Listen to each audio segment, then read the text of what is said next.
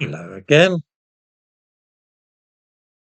I am, I think, both a patriotic fellow and also a believer in democracy.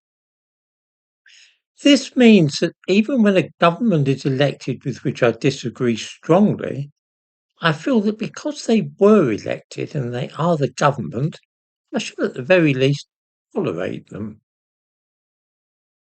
My ultimate loyalty is to England, though, regardless of whoever happens to sit in number 10 Downing Street. There comes a time when this attitude becomes a bad thing. There can be too much tolerance. Looking back to the Second World War, we remember that when Marshal Petain and Pierre Laval ruled that part of France which was not occupied by the Nazis, the area that we know today as Vichy France, many French people felt that they should accept the Vichy government simply because they were the government. In the same way, there were Norwegians who felt that when Quisling became head of the government there, they should not fight against him because he was the legal leader of the government of their country. This is all pretty much how I feel about Keir Starmer and the ragbag collection of misfit rogues and traitors whom he has gathered around himself and with whom he governs my country. I have lately been asking myself if this laissez-faire approach on my part to the question of British politics is justified, or whether or not, by simply putting up with this leadership, I am in fact collaborating with them and sharing their treason.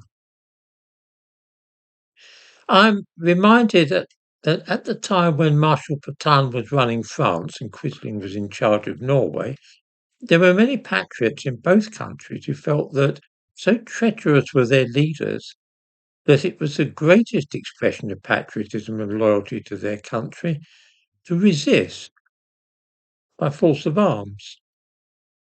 Now, I'm not saying that matters have yet reached such a pass in this country, but I am in no doubt whatsoever that our current Prime Minister is a traitor who is not working for the interests of his own nation. I think that he is actively betraying the country, and I also think that some of those in his cabinet are also traitors. I believe that those people are dangerous criminals who should face a court for their actions. The question is, how deep does their treachery run, and what action are we, the citizenry, justified in taking? Every day, it seems to me, the country edges ever closer towards violence and chaos, and it might be argued that there is a duty to take strong action to reverse this trend.